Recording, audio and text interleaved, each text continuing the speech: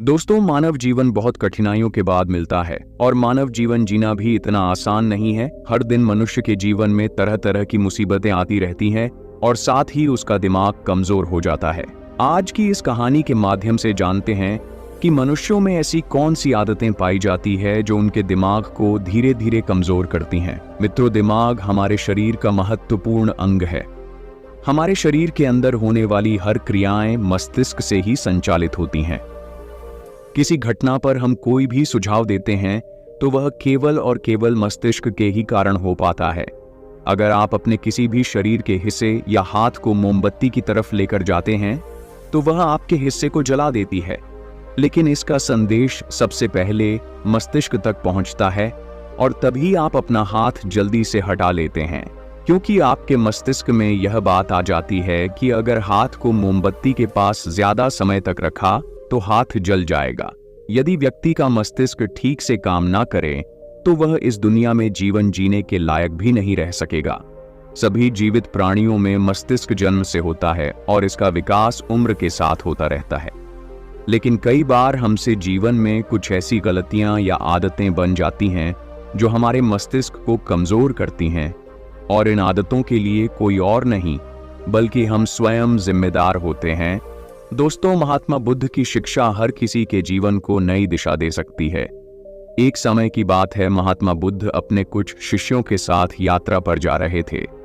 चलते चलते वे एक जंगल के में पहुंचे और अंधेरा होने लगा। महात्मा बुद्ध और उनके शिष्यों ने निर्णय लिया कि आज की रात वे यहीं पर बिताएंगे और कल सुबह होते ही आगे की यात्रा पर निकलेंगे। उन सभी शिष्यों में से बुद्ध के एक परम शिष्य भी थे जो कि कद में नाटे और बहुत भोले भाले थे। सभी शिष्यों में से इस शिष्य की आदत बिल्कुल अलग थी। जहां सभी लोग 7 से 8 घंटे की नींद लेते थे, यह महाशय केवल 3 घंटे ही सोते थे। इनका मानना था कि जो लोग अधिक सोते हैं वह आलसी होते हैं। महात्मा बुद्ध के इस शिष्य को भोजन करना बहुत अधिक पसंद था। जब वे भोजन करने बैठते थे तो अन्य सभी शिष्यों के हिस्से का भी भोजन कर लेते थे।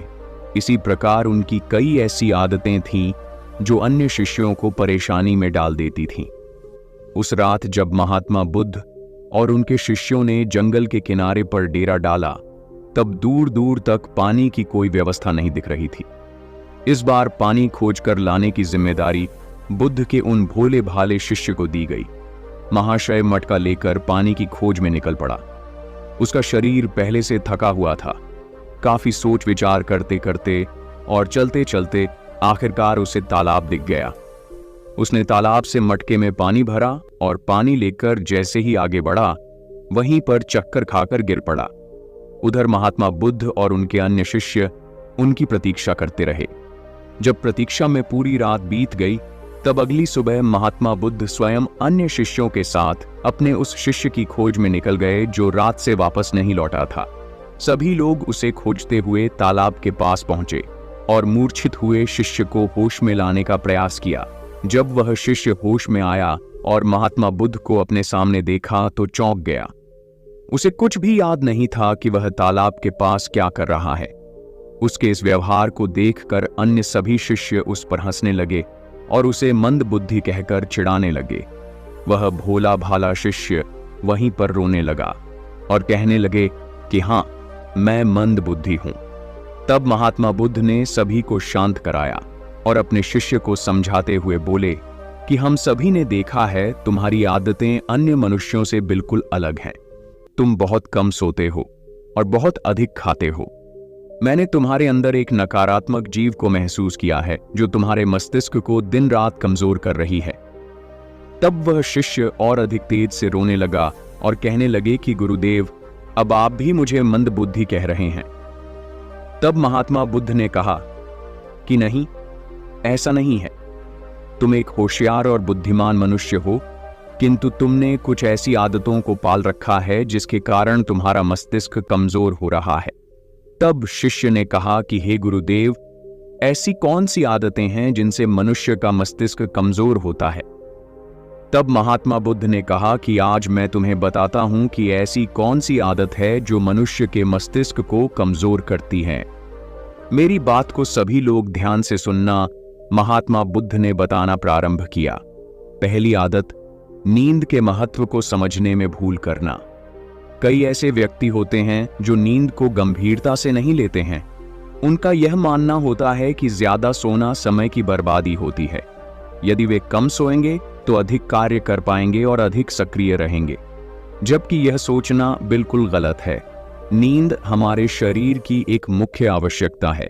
दिन भर काम करने के बाद जब शरीर थक जाता है तो उसे कम से कम 5 से 6 घंटे की नींद की आवश्यकता पड़ती है। तभी जाकर वह अगले दिन के लिए सक्रियता से तैयार हो पाता है। कम सोने वाले व्यक्तियों की मानसिक क्षमता भी कमजोर मानी जाती है। इसीलिए मस्तिष्क को तरोताजा और तेज रखना है तो रोज 5 से 7 घंटे जरूर सोए। दूसरी आदत, आवश्यकता से अधिक भोजन करना। कई व्यक्ति ऐसा सोचते हैं कि एक ही जीवन मिला है, इसलिए इसे खाने पीने और मौज करने में बिताना चाहिए, और इसी सोच के कारण वह आवश्यकता से अधिक खाना खाने लगते हैं। न तो उनके खाने में किसी प्रकार की कोई गुणवत्ता होती है और न ही वह कभी खाने की मात्रा पर ध्यान देते हैं। कई लोगों को लगता है कि अधिक खाने से शरीर को अधिक ताकत मिलती है, जबकि ऐसा कुछ नहीं है। अधिक खाने से शरीर में केवल बीमारियां ही लगती हैं। कभी पाचन संबंधी बीमारी तो कभी शरीर का मोटापा। यह सब कुछ खाने की गलत मात्रा और उसकी गुणवत्ता के कारण ही होता है।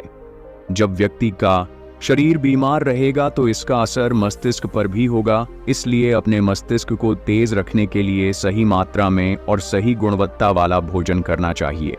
तीसरी और खास आदत, खुद को कार्य करने की मशीन समझना।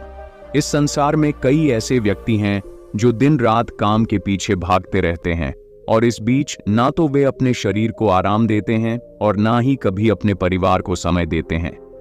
ऐसी आदतों से उनके जीवन में तनाव बढ़ जाता है और एक दिन ऐसी थकान हो जाती है कि फिर वह पहले के जितना सक्रिय नहीं हो पाते हैं। इसलिए अगर आप भी खुद को कार्य करने की मशीन समझ रहे हैं तो आप अपने शरीर को खराब करने के साथ साथ अपने दिमाग को भी खराब कर रहे हैं। इस आदत को आज ही खत्म करें और एक सामान्य जीवन जिए। जितनी आवश्यकता है उतना ही कार्य करें। चौथी आदत, बुरी आदतों की भरमार रखना। कई व्यक्तियों में आलस्य इतना अधिक होता है कि वह किसी भी काम को ठीक से नहीं कर पाते हैं। उनके शारीरिक और मानसिक शक्तियों में अक्सर कमजोरी पाई जाती है और इस कमजोरी का मुख्य कारण होती है उनकी गलत आदतें, काम को टालना, आवश्यकता से अधिक सोचना, बेकार की बातों पर चिंता करना। ये सभी दिमाग को कमजोर कर देने वाले लक्षण होते हैं।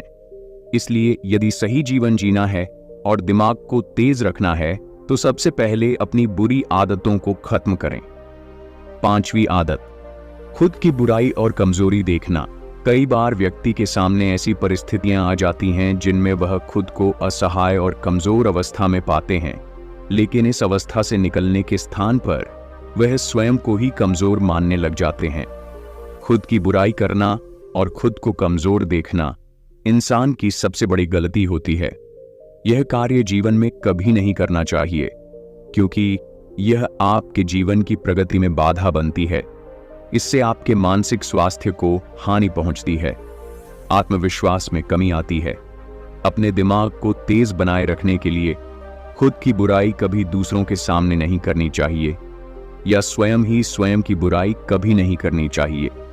स्वयं को सकारात्मक बातें बोलनी चाहिए ताकि दिमाग सही दिशा में कार्य कर सके।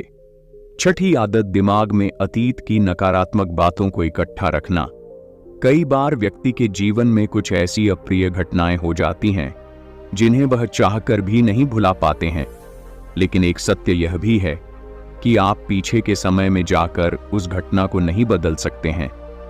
वह समय तो बीत चुका है और उसका जो भी प्रभाव आपके जीवन पर पड़ने वाला था वह पड़ चुका है।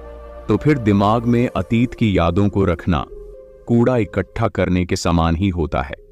जब अधिक कूड़ा इकट्ठा हो जाता है तो उसमें से बदबू आने लगती है और वह सड़ने लगते हैं। दिमाग के साथ भी कुछ ऐसा ही है। आप जितना अधिक पुरानी बातों को और नकारात्मक बातों को इकट्ठा रखेंगे वह आपको उतना ही अधिक परेशान करेगी। इसलिए जीवन में हमेशा आगे की ओर देखना चाहिए और पुरानी बातों से जितना जल्दी हो सके पीछा छुड़ाना चाहिए। सातवीं आदत, दूसरों से अधिक उम्मीदें रखना। संसार में एक से एक दयालु और सच्चे व्यक्ति हैं जिन्होंने सभी की सहायता की है, किंतु कई बार हम अपने आचरण के कारण दूसरों से भी आशाएं लगा लेते हैं कि वह भी हमारी सहायता करेंगे, और जब वह हमारी सहायता नहीं करते हैं तो हमें कष्ट पहुंचता है। इस संसार में कोई किसी का नहीं है, इसलिए दूसरों से आशाएं लगाना आज ही बंद कर दीजिए। कोई आपकी अपेक्षाओं को पूर्ण नहीं करने वाला है। यह आदत आपके दिमाग को कमजोर बनाती है। यदि अपेक्षाएं करनी है तो स्वयं से अपेक्षा करो ताकि जीवन में कुछ बड़ा कर सको। दूसरों से अपेक्षा तो केवल और केवल दुख ही देती है। 8वीं आदत, बुरे लोगों का साथ नहीं छोड़ पाना। हम सब अच्छी तरह से जानते हैं कि हमारे आसपास किस तरह के लोग रहते हैं और उनका हमारे जीवन पर क्या प्रभाव पड़ने वाला है। जब कभी आपको लगे कि किसी का साथ आपको नुकसान पहुंचा रहा है या आपके जीवन को प्रभावित कर रहा है, तो उसे वहीं पर समाप्त कर देना उचित होता है, क्योंकि बुरे लोग आपको कष्ट और नकारात्मकता के अलावा कुछ नहीं देने वाले हैं। ऐसे लोगों से दूरी बनाकर ही जीवन में सफलता पाई जा सकती है, किंतु कई बार ऐसा होता है कि वह हमारे करीबी होते हैं और हम चाहकर भी उनसे पीछा नहीं छुड़ा सकते। भले ही हम उन्हें अपने जीवन से निकाल नहीं सकते, लेकिन उनसे दूरी बनाकर अवश्य रह सकते हैं। बुरे लोग आपके दिमाग को प्रभावित करते हैं, इसलिए दिमाग को सही रखने के लिए ऐसे लोगों के संपर्क में बिल्कुल ना रहे। 9वीं आदत, स्वयं की गलतियों को अनदेखा करना। कई बार व्यक्ति से यदि कोई गलती हो जाए तो वह उसे पूरी तरह से अनदेखा करते हैं और जिम्मेदारी लेने से बचते हैं, जबकि यह आदत आपके जीवन को असफलता की ओर ले जाती है। कभी भी यदि आपसे गलती हो जाए तो उसे पूरे मन से स्वीकार कर लेना चाहिए, साथ ही क्षमा मांग लेनी चाहिए। इस संसार में पश्चाताप से बड़ी कोई क्षमा नहीं होती है। यदि गलती करने के बाद आपको सच्चे दिल से पश्चाताप है तो उसका पाप आपको कभी नहीं लगता। जो व्यक्ति जिम्मेदारी लेने से डर लड़ते हैं वह दिमाग से कमजोर होते हैं, जबकि सच्चाई के साथ सभी का सामना करने वाला व्यक्ति अधिक हिम्मती और दिमाग से तेज होता है। 10वीं आदत, अपनी असफलताओं के लिए दूसरों को जिम्मेदार मानना। सफलता और असफलता एक ही सिक्के की दो पहलू हैं। दोनों ही परिस्थितियों में हमें स्वयं इस बात का आकलन करना चाहिए कि यह सफलता या असफलता हमारे जीवन की महत्वपूर्ण घटना है और इसकी सारी जिम्मेदारी हमारी है। कई बार यदि हम किसी काम में असफल हो जाते हैं तो हम उसके लिए अपने माता पिता, गुरु इत्यादि को जिम्मेदार मानने लगते हैं। यह आदतें आपके दिमाग से कमजोर बनाती हैं। कभी भी अपनी असफलता के लिए दूसरों को जिम्मेदार नहीं बनाना चाहिए, बल्कि स्वयं की मेहनत पर विश्वास रखना चाहिए। इस प्रकार बुद्ध ने उस व्यक्ति को ऐसी आदतें बताईं जो उसके दिमाग को दिन रात कमजोर कर रही थीं। उस व्यक्ति ने सच्चे मन से बुद्ध को बताया कि हाँ, यह सब उसकी आदतें हैं और वह अपनी इन गलत आदतों के लिए स्वयं को जिम्मेदार मानता है। साथ ही वह वादा करता है कि वह इन सभी गलत आदतों से छुटकारा पाने के लिए पूरा प्रयास करेगा। तो दोस्तों, मुझे पूरी आशा है कि इस कहानी से आपको शिक्षा मिली होगी और इस मोटिवेशनल स्टोरी से आपको प्रेरणा मिली होगी। मिलते हैं एक नई वीडियो के साथ, और आपको मानसिक रूप से मजबूत बनना है तो हमारे इस चैनल पर यह वीडियो देखना ना भूलें। धन्यवाद।